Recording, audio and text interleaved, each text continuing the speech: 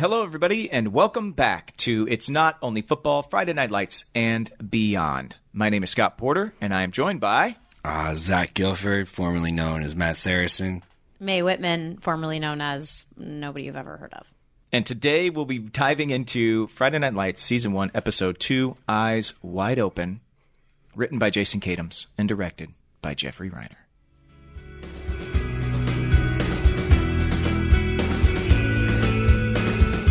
Okay, so if Episode 2 is not only about football, then what is it about? For me, this episode was about how people deal with grief and also about Applebee's, but we'll get to that later.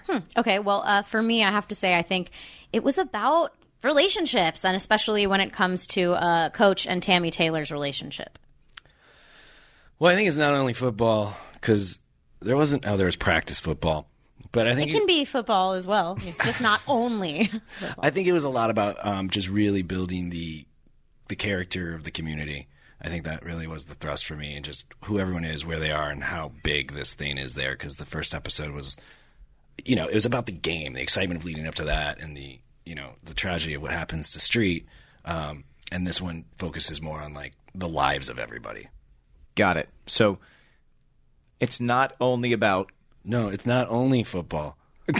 Jesus. Good God. I was like... No, he was going somewhere. I'm sorry. With that. I was going to say my answer was pretty short. Mae's answer is pretty short. We got to work on this. Succinct. What was this episode? We're just glad you're awake. Here's the deal. We appreciate you being awake for this episode. Full disclosure, I was thrown by you putting about in there. And second of all, I was kind of winging it. You think? Because you sprung this on us a minute ago. Mae's very good on her feet. Yes. I've worked with her before. Here we go. She's sitting through this whole thing, not as good. Thank you. Well, this episode is not only... Get it because I said on your feet. Brought to you by the three of us. It's also brought to you by Hyundai, and we could not be happier to have them along with us on this journey. And boy, this episode is a journey. Zach, why don't you let us know just a little bit of what happened throughout Episode 2, Eyes Wide Open. Okay, so this is kind of my quick write-up on Eyes Wide Open. Street's been hurt. Panthers pulled off the miracle win. This episode does more deepening of, as I said, the character of the town. The white and black sides of town per the church scene, the booster lunches at Applebee's, booster meetings disguised as book clubs, pregame sit-downs with Buddy at the car dealership. We get a much better look into... not only the pressures of Coach's job put on his marriage, but also kind of the dynamic between Coach and Tammy Taylor. Mm-hmm. It's our first witness scenes, if you will, of what will kind of become an iconic banter between the two of them. Then, there's more of the rivalry between Smash and Riggins. Tyra's kind of trying to find her place in the community, if you will. Lila's standing by her man. But not in my opinion, kind of the biggest arcs are... Saracen, kind of trying and mostly failing to take the reins of the football team, and Street discovering and coming to terms with his paralyzation. Yeah. So, big episode, a lot to go there. I mean, as I told you before, I'd love to kind of start, and we can get to our favorite random scenes or funny lines because there's a lot of them. Mm-hmm. But I'd love to talk about your arc because I know for you, first of all, this was a huge episode, and I was blown away by the arc of your performance. And I know this was the first one after the pilot when we were just all best friends and hanging out in Texas and just running around. Apparently I was drinking vodka. Well, I think it's important too, just to kind of, even before we go there, because, between the pilot and actually the filming of the television show, what happened? How much time passed? What was the experience like? Talk us through that a little. I remember, because it was just a pilot, so you get paid one paycheck, which when you have some crappy job in New York is money. You're I can pay my rent for 6 months. Mm-hmm. But I still had to go back to my day job. And so I worked at Patagonia in Soho. And oh, my God. Of course you did. But I'm folding shirts. And Patagonia rules. And spacing hangers on the hangers with my fingers after people mess them up, after I just spaced them. I'm a little... do that? I'm OCD. Oh, you made you do that. Let's blame it on them. Okay. No, Patagonia rules. They're doing a lot of really great things. But I'm sitting there... Don't you touch them. Doing that and kind of waiting to see if this show gets picked up and just like folding shirts and being like, this sucks. I really hope this show gets picked up. And then I took off to Australia and New Zealand to lead kids backpacking Camping, for a while. quote No. unquote. This is the more interesting thing. So here's the thing. So for me, I went back to New York, and I had been doing a musical theater show off Broadway called Altar Boys, and when I left, I had to just leave the show. So when I got back, I landed. I took a bit role in the Ugly Betty pilot, which was supposed to be a recurring guest, but was, I was in second position, which means that Friday Night Lights owned me. And then, if Friday Night Lights didn't go to series, then I would at least have a job at Ugly Betty. And then I did music and lyrics, like back to back to back. I got home and I was like, whoa, I am an actual working screen actor. This is kind of fun. I was folding shirts. And then I realized, now I have to wait until the end of May to figure out. And so we shot in February. We were done shooting in the middle of February, shooting the pilot. And then I had to wait until May. So I took unemployment because I couldn't take another job, and I couldn't go back to the theater because they had already cast somebody else. And I was like, well, I guess it's the only time in my life I ever took unemployment. But it was nice because, Zach, he took off and took a little vacation. It wasn't a vacation. I was working. Yeah, Camping. He led. No, he would. No, I took high school kids into the wilderness camping. It was not a well-paid job. Was it like a Big Brothers, Big Sisters thing? Were you is it wearing like kind of Patagonia? like that? I wear a lot of Patagonia because I had an but employee he actually discount. camps. He's not like a hipster who's co-opting. It doesn't Patagonia. matter. I just want to know what he was wearing. Okay. Patagonia exclusively. Cool. But is it like a mentorship program? No, it's camping. I mean, I'm teaching them how to camp, how to live in the But in wilderness. Australia and New Zealand. Where can I sign up is my question. Knowles, Outward Bound. There's a lot of great companies. So I went back to Austin weeks early after we got picked up. I was there, and again, I was going to like hospitals, and I was sitting with people who had catastrophic spinal injuries, and I was meeting my technical advisors, and I was working for a couple of weeks before we started shooting season 1 officially, episode 2. And then Zach comes rolling into town, like hasn't had a haircut in months. He's no place to live, no shower. And he's like, "Hey, by the way, I don't have a place to live." And I was like, "Yo, just crash with me," because when we shot the pilot, Zach was the only person who had a car.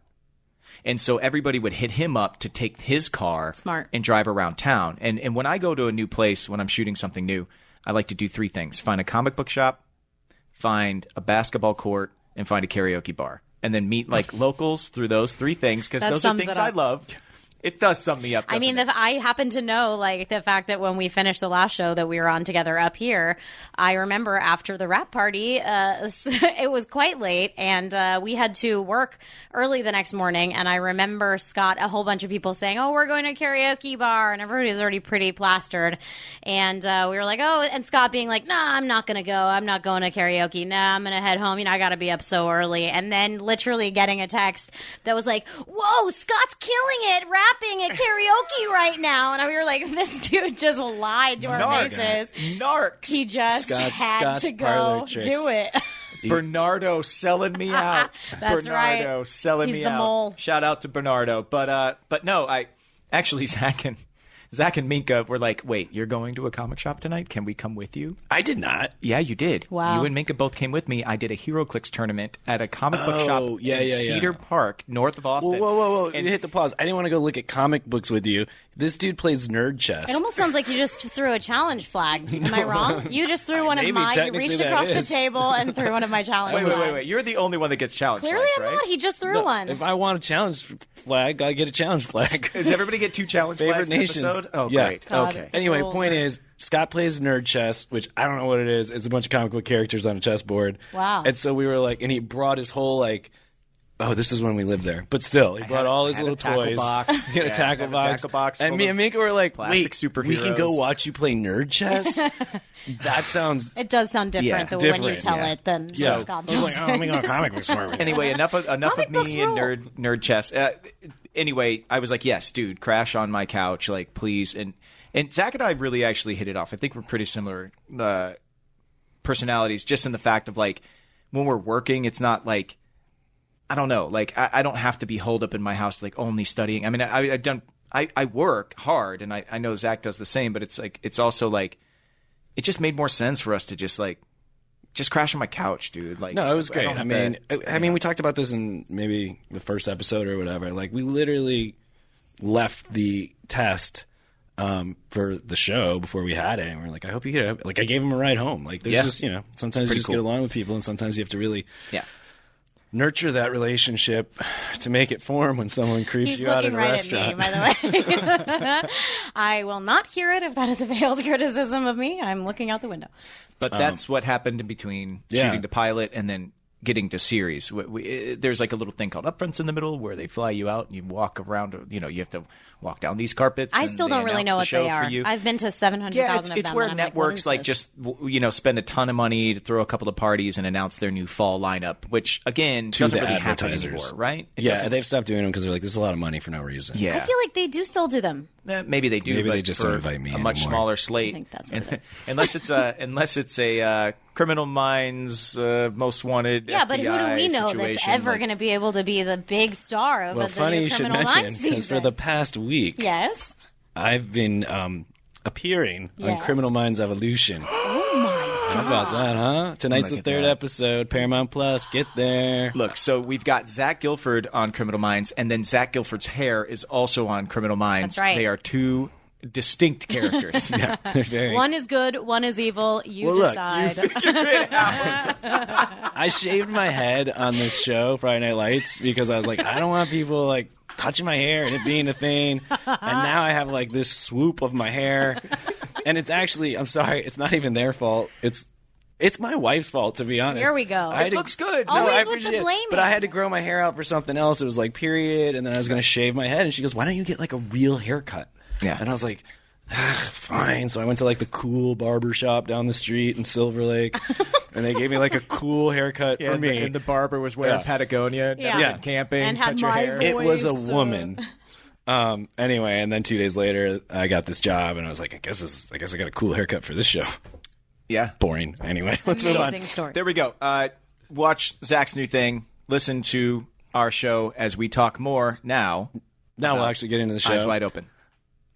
Eyes wide. Oh, right. That's the podcast we're recording. Friday Night Lights. You can do this. Episode. Stay with us. Sorry, guys.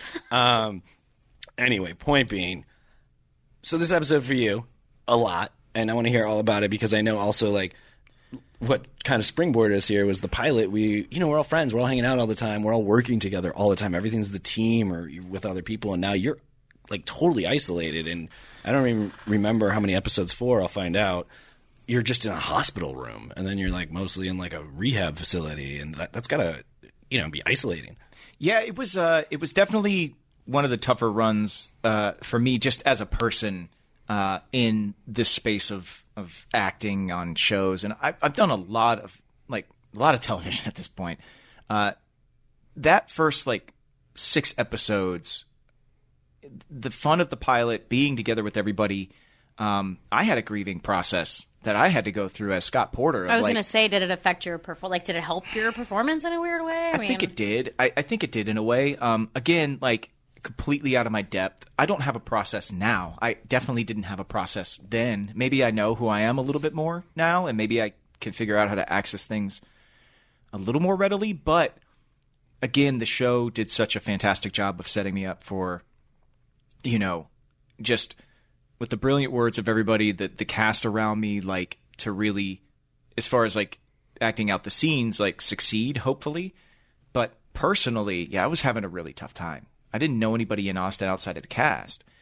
And we hadn't had enough time to really find any anchors in that town. And everybody else was working all the time together. And so it was isolating in a way. Mm-hmm. And I was taking work home with me too. I had a wheelchair in the house. So you'll see later Jason has to transfer himself out of bed to get into a wheelchair, and I was practicing these things already at this point. Long story short, way too late. It was tough.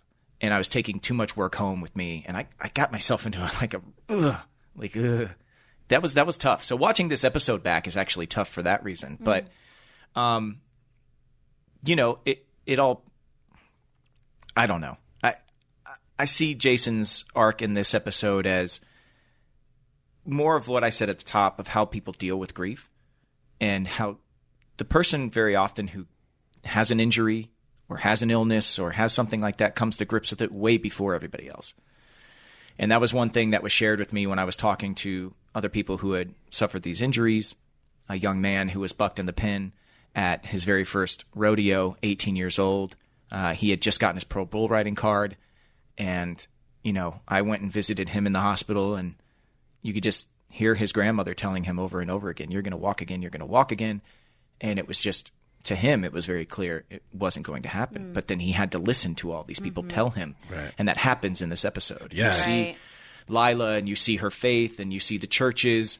When they open and everybody's talking about Jason Street, and you're at Smasher Church, you're at the Streets Church, and you're hearing both preachers talk about, we know a doctor greater than any doctor on earth. I'm sure Jason's going to walk in here again. His own mother is saying to him, no, it's going to, So this episode was a lot of Jason trying to talk to people and not being able to. There's a scene where he says, Lila, we have to talk about this. It would take a miracle. And he's going to say, and that's never going to happen, and she won't let him. Mm-hmm. Yeah. And so those scenes in the hospital are really tough. And I'm not good at crying on camera. I never have been. Shocked me. It's like the show, that scene with Coach Taylor where he comes in, and at the beginning I'm trying to pick up a pencil, and then he comes in and gives me the football. Watching it back, I'm like, oh, what a yeah. Oh, what I had the same thought. It's I don't want that. It's like a tone deaf, but for a kid that age, it's really important, I guess, to have a part of the team there with you. And so he has that football that he gets that's signed by all the members of the team. And that scene, God, Kyle, man. Kyle, no, I have to stop you right there. I mean, Kyle's great. But what I thought was so genius about that scene, and yeah, this is in the writing, shout out to Cadams, but you had to carry it, was the roles got reversed and you're coaching him. Mm. And it was just, as I was watching it, I was just like, this is genius. And you're knocking it out of the park, to use a sports reference. Did you catch that, Mae? That's basketball, right? I love that. Yeah. I'm on top of it, guys. No, but it's so funny, because I feel like he just stares at you, which is he's really good at doing. And that's I feel like I tried to steal that trick in my acting, is just less just say less, just look. It looks like you're thinking, but really it just looks like you dead inside. Yeah, you're not there. Your eyes are sort of open, but everything else is closed for business. I felt like I was watching. I was like, man, Scott, dude, first episode back, wow. Well, I think it's interesting what the writers did for Street in that moment was let you know that Street was aware of much more around him than maybe you thought at first. And that's what made him, I think, maybe a great leader. His friendship with Riggins, if you're just looking at it from the outside, you're like, what is it about? Why are these two guys? But Street knows something about Riggins that I feel like not everybody else knows. And he sees good in everybody. I think it maybe is Jason Street's best trait, is he sees the best in everyone. And he immediately knew, listen, Saracen is a different kid. Don't try to coach him like me. And again, Jason Cadams wrote some great stuff there. He's he listens to Bob Dylan and he likes to draw, and let him be creative out there and he might win a game or two for you. I don't know. It was just a joy to be able to say those words. It's mile 1,298. You're still new to this whole EV thing, but you're no longer totally freaked out. Because those range fears? Yeah, totally overblown. Because your all-electric Hyundai Ioniq 5 gets you to work and back all week on a single charge. And yeah, that fear about your charging times? Ha ha ha! Because you can charge from 10 to 80% in as little as 18 minutes using a 350 kilowatt fast charger. See, this whole EV lifestyle is way easier than you imagined. You didn't just go electric. You went Ioniq. Strong choice, you. Which means you can save your freaking out for that late night email your boss just sent. Seriously, don't read that until tomorrow. The Hyundai Ioniq 5. When it comes to embracing change, we're thinking of every mile. Call 562-314-4603 for complete details. 2023 Ioniq 5 rear-wheel drive has an EPA estimated driving range of up to 303 miles. Actual range will vary with options, driving conditions and habits, vehicle and batteries condition, and other factors. Available in limited quantities in select states only. But yeah, for me, it was like the most interesting thing about this episode was watching everybody and how they dealt with grief. Riggins not being able to show up and visit his best friend. Yeah. And why is that? Like, why do you, like, when there's a drastic life change for one of your best friends, like, why do we shy away from I've had that experience in my life, and it was with like a close friend from college, and her mother passed away, and I knew they were really close, and I knew her mother, and it was like, oh man, I can't believe Jill passed away, and I didn't call right away, and there was like a text, and then like each hour that went by that I didn't reach out, I felt more and more embarrassed, and then it became, and then it like felt like it became too long. Right. And then I ran into, because she lived in New York, I lived in LA, so we didn't see each other forever. I ran into her like 2 years after the fact, and we gave each other a big hug, and she just said, "I'm so mad at you." Wow. And I was like, "I'm sorry," and she said, "Thank you, I forgive you, but I was really mad at you," and that moment in my life has really helped me over, because I think we all do that. Yeah. But it's really helped me be like, just pull the Band-Aid off, do it, because it means so much to that person. You have no idea how you'll be able to be there for them. Yeah. And that really starts to affect Street. You can tell. He's like, did Riggins sign it? Because Riggins hasn't been there yet. And it's in, Lila brings it up later, Minka and Riggins, which is maybe the seed of something as well that will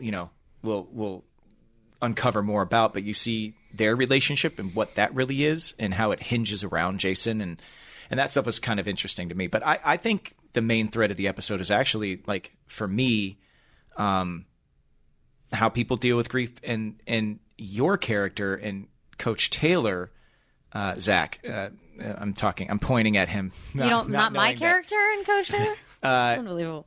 Matt Saracen and Coach Taylor both have to just very quickly be like the next couple of people to realize, oh, life is going to go on and we have to keep moving it. Just like that game in the pilot episode, Coach has got to get you ready. Right. He doesn't know how, and you have to actually step up to the plate. The funny thing I think from the pilot that I didn't mention was they say third string quarterback Matt Saracen. Like, what happened to the second string quarterback? Did we ever?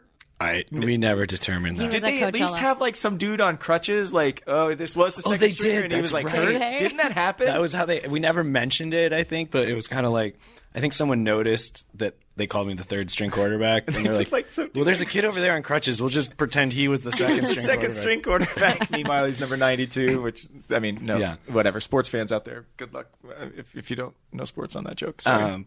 Yeah, no, this episode was so cool, and it was so cool to get to come back and be like, oh, wow, I've got a big, interesting episode, and I'll never forget that night being on the field with Kyle, and I mean, I'm pretty sure we all felt this way. Anytime you got a scene with just Kyle, you're like, this is so cool. Wow. Like, it's me and Kyle. Yes. We just get to work with Kyle. And it was just so fun, and I don't know, man, it's all on that one, it's all on the page, and I'm still, just mostly brooding, so I don't have to say a lot like other people talk to me. But as we talked about, I just had to listen to them, and I feel like I was able to react to them well. It's exciting to see the beginning of your journey. I mean, as a fan, it's like to sort of get to know this kid, and especially knowing now where you end up, even in the final episode, which I haven't seen because you spoiled it for me in the last episode. But really getting to know your journey and like seeing how much you change and grow. And I feel like that's something that, Jason Katims is really great about. At least we found on Parenthood was the like not shying away from the difficult, like, topics, the really sticky spots, and the like, and then letting those changes stick. I feel like so much on like episodic shows, there's the tendency to sort of be able to pop in and watch any episode and it's all kind of the same, or the person's the person, but it's like there's so much growth and change that happens. I mean, even on Parenthood, my character was a totally different person in the beginning and then the end, and went through all those phases, and I felt like there wasn't really a storyline that kind of went into that character of, seeing a teenage girl going from 18 to, 24 or whatever it was. Like, that's such a strange time, and it's messy and confusing. And I feel like to be able to sort of actually see growth in your characters and a bunch of different characters like that, that's sort of a really special thing to be able to portray. 100%. I think it's cool on a serialized show when they actually let the characters evolve, and especially like kids who, shout out to Minka too. Like I think she's one of the unsung, gems on this show too, because it's a character. It's like it's the girlfriend of the star quarterback, and she's the cheerleader. And I remember you were talking the other day about how she and Minka doesn't let anyone push her around, and she called out the kid in the audition, and I immediately thought of that when she's like putting up the poster in your hospital room and is like calling a doctor over, is like, come here. And like, there's just things where it's like, oh, that's something Minka brought to this. Like those words even may have been on the page, but it just would have been so different. And it made Lila this like super strong woman underneath what you would expect to be like such a trope. Yeah, such a like saccharine kind of, outline of a character. Lila in those moments reminds me of just like a woman who will just get things done. Like, no, I'm, if anybody actually can make this miracle happen by like, it's her, she's going to do all the research. She's going to just get it done. And I love that scene when she calls the doctor and she's like, have you heard of this guy? And he's like, what? He's like, I'm actually an oncologist. She's like, oh, well, help me with this. Like, hang this sign up. And it's also the chemistry, like sort of what we touched upon a little bit, and like talking about, again, relationships and whatnot, but like sort of the chemistry of the different things that different people bring out in these other characters, and how you start with, this one coupling and then it'll totally change to somebody else. And even, Tyra and Smash, there's all these things where it kind of shows the messiness of life and how, different things come out with different people, or when you're on your own or in a different situation, and sort of like, sometimes, it's all chemistry, and it sort of just depends on the chemistry, and people can seem completely wrong for each other, but find something in each other that they need in a particular moment, or, and kind of the way that changes and grows, especially with her character, and you get to see a completely different side of her as she sort of, goes through different relationships with other people who shall not be named. Well, I think also, this show did such a good job of making really complex young women. Yeah. Which, I know, right? Like we always put, I'm not a TV writer, but I feel like a lot of times women get put in this like box of like what we think they are. And likability, Lord. And likability. Like Tyra's character is so like, it's like, oh, it's the town like trashy girl. And it's like, she's so not that. And where she gets, and it's like, there's hints of where she goes in these first couple episodes. You can see that she's like, none of this is good enough for me. I'm going to figure it out. And right now she's immature enough to think like, I'll climb the social ladder status, or I'll make my boyfriend jealous by getting with this guy.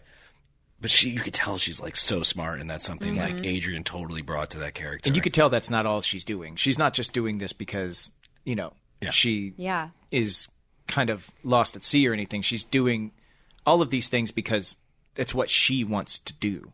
And that's like, I think, very important too. It's like it's just a very interesting thing. I want to go back to Saracen just real quick because you mentioned, when you get a scene with Kyle, but I was always jealous of you because I never got a scene with Luann Stevens, and I never really got a scene with Jessie Plemons. I never got to work almost ever with either of the two of them, and they are two of my favorite people on the show. Jesse's my sun sign. I think if I was thinking about my horoscopes, which again, listeners, for the three of you out there that believe in horoscopes, I'm going to get these boys that I'm doing this with to tell me what they think their signs are as characters. And I think I'm really struggling with this, but I think, don't worry, I'll explain.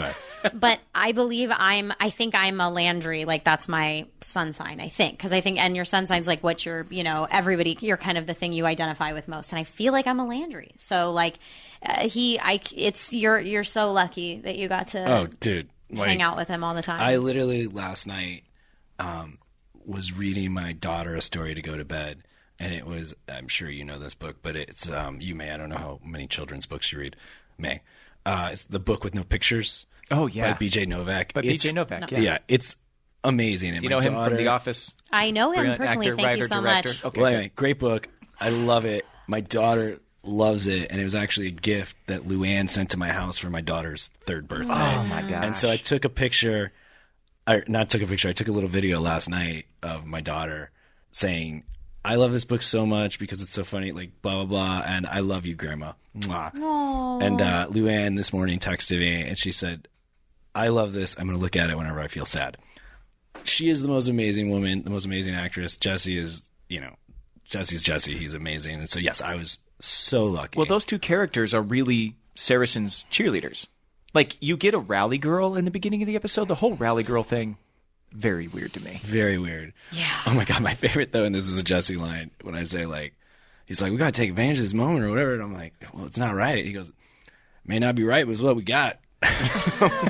He says, Street might be back in 2 weeks. And then all these people are going to pick up their tents and go. Yeah. And he's like, you got to take advantage of whatever this is now. It's the rally girl thing is it's not something that we didn't have in Florida when I played high school football. It seems like a very uniquely Texas thing, which I think is why people like on the coastlines were very into Friday Night Lights. Like if you look at our fan base, East Coast, West Coast, people love the show from East Coast, West Coast. Midwest, we kind of like didn't have the same ratings, but like our major ratings pockets were like major metropolitan cities were like a concept like Rally Girls was just something very. That wasn't the main reason we're not saying we loved Rally Girls. That was definitely I'm not saying. I'm saying concepts that felt so uniquely Texas and so maybe foreign to those people on either coast. But like, when you need to get coached up, and it's not coach, it's quite often like the musings of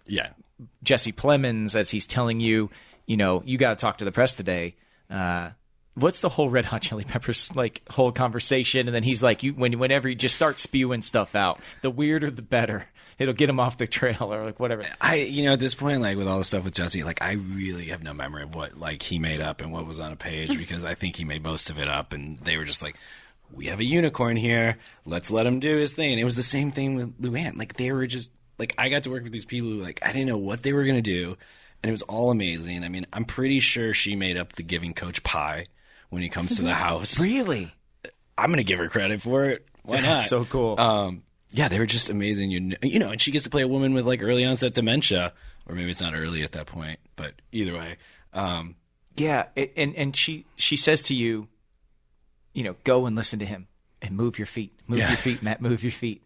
And it's like, she may not always be all there, but she is all there for you. And like 100%. Every single moment, Luann was just so wonderful. Hey, check this out. I want to try.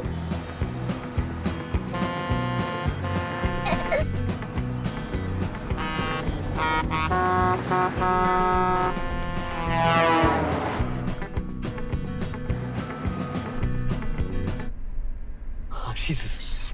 When it comes to the long haul, we're thinking of every mile. The all-electric Hyundai Ioniq 5. It's your journey. And you talking about that, though, I find that so interesting, just having been also on another Jason Kadam show, just like a kind of circling back to like the way that things were shot and the way that, you really got to bring the concept for an actor. It was like really the first place I became super comfortable with like improvisation. And I mean, I've always like been like fine in the moment or quick on my feet, but to be able to really genuinely have to truly listen to what's being given to you because you don't know what's going to come. I mean, it's like, it's altogether terrifying, but also it's an exercise also in just like helping you trust your own intuition because and trusting the people around you and trusting, not just the actors, the cameramen, the camera people on the thing. It's like you all are in this thing and you don't know what's going to happen, but you know that it's going to be true and it's going to be honest and there's something that's going to come out of it that's going to be genuine. And I mean,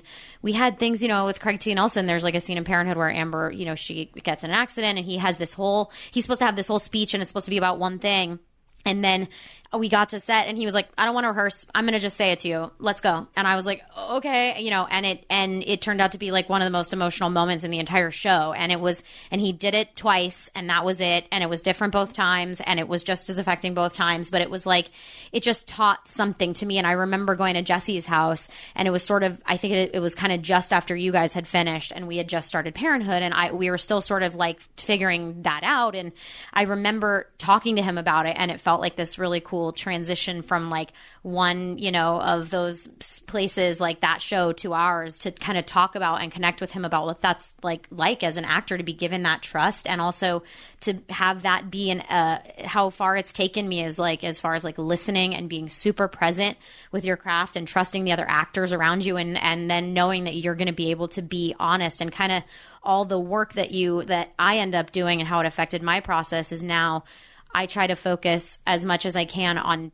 getting myself as present, as being ready to be present and genuine in the moment, no matter what comes at me, as opposed to, you know, really aggressively already knowing what I'm going to do or this or that or rehearse the stuff. It's like I do whatever work I need to do, whether it's, you know, lay on the floor for an hour, whatever the thing is that I've discovered is best for me to show up in the moment as my best self. I mean, that must have been like, especially if those were the two people you worked with the most and they were both giving you stuff, you know.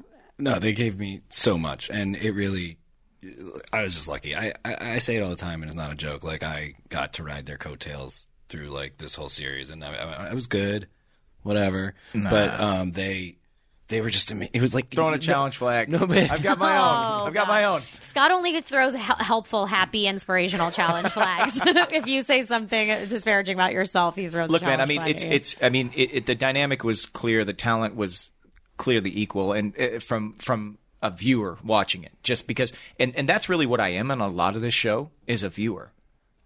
We talked about earlier how I'm so isolated. Watching the show, I didn't see anybody else's work. I never got to share scenes with people. So to see you guys, I mean, for me, it was apparent that you guys were very equal. And it can be just as hard to listen. Was it hard to work with Jesse, though? Did he, like, make you laugh? Oh, he made me crack up all the time, but it was like, whatever, who cares? They can edit around this. You guys have a scene in the Alamo Freeze, and do you know who's sitting at one of the tables in the Alamo Freeze? I did notice this. Who is it? It's Kadams. Jason Kadams sitting in the Alamo so Freeze, funny. Like reading a newspaper. Yeah, you like serve him, and you're like trying to recite the play, and he's just eating fries or reading a newspaper. Jason Kadams. Amazing. He's got long hair. For anybody out there listening, if you go back and watch the episode, Jason Kadams he's not the rude guy at the counter. No. But okay, if I could shift gears real quick, yeah. I think this is something that is one of the things that drives this whole series. It's at the heart of the show. Some might say it is the heart of the show. Here we go. But what really gets developed here is Coach and Tammy's like relationship and their dynamic and who they are and the way they talk to each other. And you said it the other day, like, man, I want to. There's so many times in my marriage where I'm like, can I like Coach and Tammy this somehow? Like, can we like, you know, find a way to be like, oh right, that doesn't matter. We'll laugh about it. Got to get a big wine glass. Yeah. That's the first step. Yeah. Well, I mean, I think it was. It's not only about.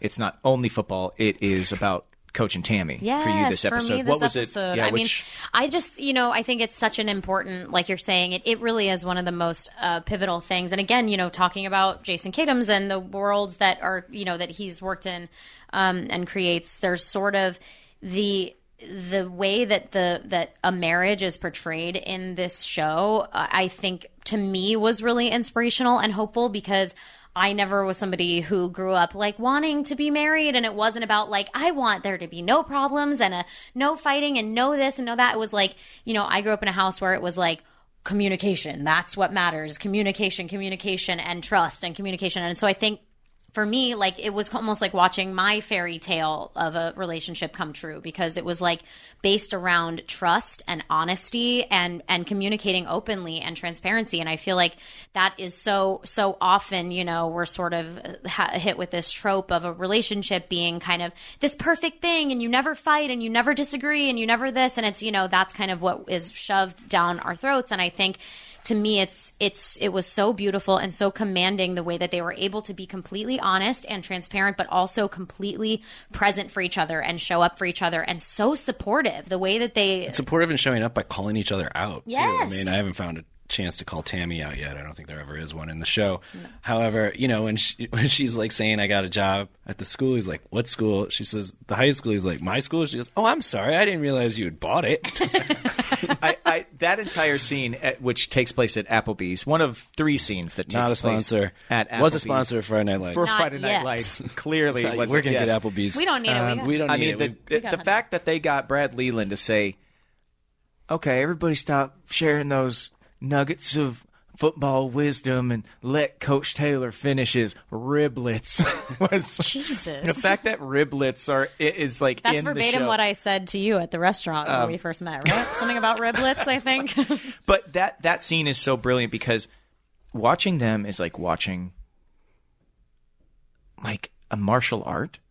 I don't know, like the way they dance around each other.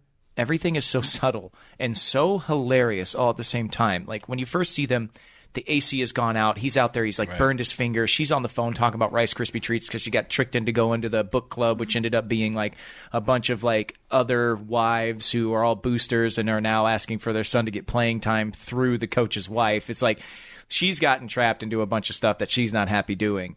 And they have these like back and forth moments where she's like, I think it's time to get a job. And he's like, oh, right now you're going to do this right now. We're going to have this conversation. I'm going to practice and you're going to, and then later on she's like, I got a job. And he's like, oh, you did.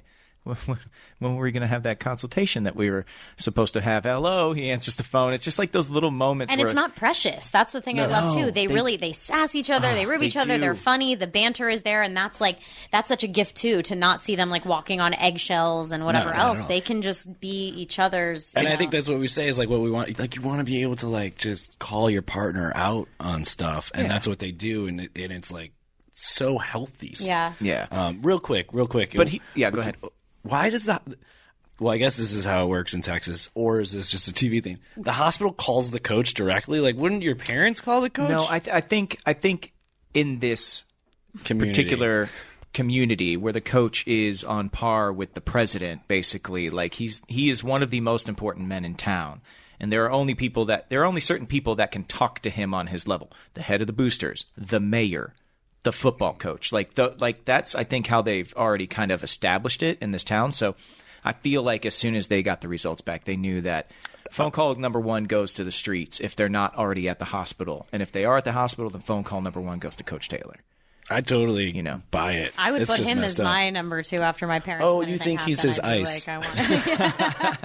No, Coach Taylor, it's in his phone as ice. Yeah. But what I thought was so interesting with this, with their dynamic in this, is that all episode long, you're seeing Coach have all these doubts creep in. He's at lunch at Applebee's with the boosters and the mayor. Everyone's telling him how to coach his team, how to live his life, because he doesn't have this parachute of street anymore. This, as he says, meal ticket at some point in the episode, where this kid's the only reason I have a job. He starts to doubt himself, and he's going to the safety of his home, hoping that it's safety. And she's telling him, I'm going to go get a job. I don't care what you say. I'm getting, and he's like, whoa. I need your help here. I don't need you and then she gets a job, and he's like, what is happening? But then you see the real beauty of their marriage when he is at his lowest moment in the episode. He's watching film, and he tells her he's very vulnerable in that moment. She comes to see him, and she's like, listen, what's going on? And he's like, I can't do this. Like, we're going to be chased out of town. We're going to lose this game. We're going to box up all our stuff. And she said, well, I know what you're going to do. You're going to mold this young man as you have molded so many other young men. You did it with Jason Street. You did it with this other kid, this other school. You've been doing it your entire career, and that's what you're going to do with Matt Saracen.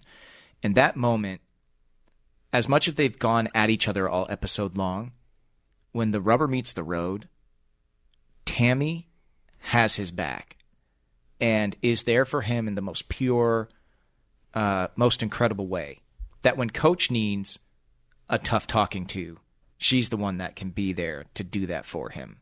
And to me, that's what makes them like the greatest married couple in the history of television. And that's what you want too, is like the concept of like expectations in relationships, I think can be really tricky. And it's so easy to go all the way. Something I've always done is like, I have no expectations of you, or no conditions. It's unconditional. And it's like, well, sure. But, also being able to have that sort of be a condition, have it be that at the very least, and I mean, I feel that way, professional relationships, friendships, it's like knowing that at the end of the day, that person has your back is kind of what allows you to feel safe in the first place, feel safe enough to grow, be vulnerable, to kind of do the work that it takes to like move on up in the world. So yeah, I mean, that to me is another reason why they're ideal. I mean, I'm sure we're going to be dealing with, all different ways that we love them for the rest of the time. And then that leads into the scene where you're on the field, you're screaming. Did they have real sound on that night when you were screaming at him? For sure. I mean, your voice was so hoarse. One thought, I literally, I was like,